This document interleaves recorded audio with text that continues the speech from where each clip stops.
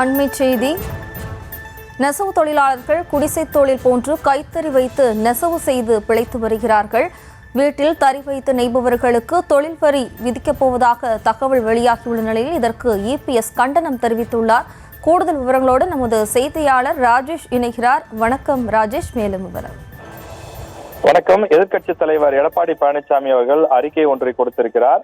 அதுல பல்வேறு விஷயங்கள், குறிப்பாக நெசவாளர் தொழில் சம்பந்தமாக அந்த விஷயத்தை குறிப்பிட்டிருக்கிறார். குடிசை தொழில் போல வீடுகளிலேயே தறிகளை வைத்து நெசவு வேலை செய்து வரக்கூடிய நெசவாளர்களுக்கு தொழில் வரி விதிக்க முற்படக்கூடிய திமுக அரசுக்கு கண்டனம் என அவர் குறிப்பிட்டிருக்கிறார். 2021 சட்டமன்ற பொதுத் தேர்தலின் போது நிறைவேற்ற முடியாத அளவுக்கு 520க்கும் மேற்பட்ட தேர்தல் வாக்குறுதிகளை அள்ளி வீசி ஆட்சிக்கு வந்தார்கள் என்று அவர் குறிப்பிட்டிருக்கிறார். தொடர்ச்சியாக தமிழ்நாட்டில் சட்டம் ஒழுங்கு சீர்கெட்டிருப்பதாக குற்றச்சாட்டை முன்வைத்திருக்கக்கூடிய எடப்பாடி பழனிசாமி அவர்கள் சொத்து வரி, குடிநீர் வரி, கழிவுநீர் கட்டணம், மின் கட்டணம், பால் பொருட்கள் விலை உயர்வு உள்ளிட்ட பல்வேறு பொருட்களின் உயர்வை தொடர்ந்து தமிழக அரசு உயர்த்தி வருகிறது என்றும் அவர் குறிப்பிட்டிருக்கிறார். இந்த நிலையில் நெசவாளர்களில் பலர் தாங்கள் வாழும் வீடுகளிலேயே ஓரிரு தறிகள் வைத்து குடிசை தொழில் போல தறிகளை இயக்கி அந்த வருமானத்தில் எளிய வாழ்க்கையை வாழ்ந்து வருகின்றார்கள்.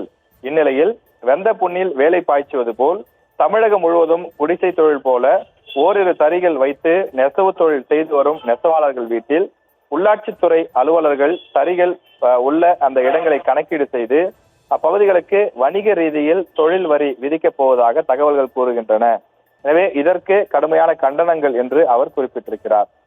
குறிப்பாக சேலம் மாநகராட்சி பகுதியில் இது போன்ற குடிசை தொழில் செய்து வரும் நெசவாளர்களின் வீடுகளில் உள்ள தறிக்கூடங்களின் அளவை மாநகராட்சி ஊழியர்கள் அளவீடு செய்து வருவதாகவும் சதுர அடிக்கு 27 ரூபாய் தொழில் வரி விதிக்க உத்தேசித்துள்ளதாகவும் உள்ளாட்சித்துறை ஊழியர்கள் தெரிவித்த செய்தி நெசவாளர்களின் மத்தியில் கடும் அதிர்ச்சியை ஏற்படுத்தியுள்ளது என்றும் அவர் குறிப்பிட்டிருக்கிறார்.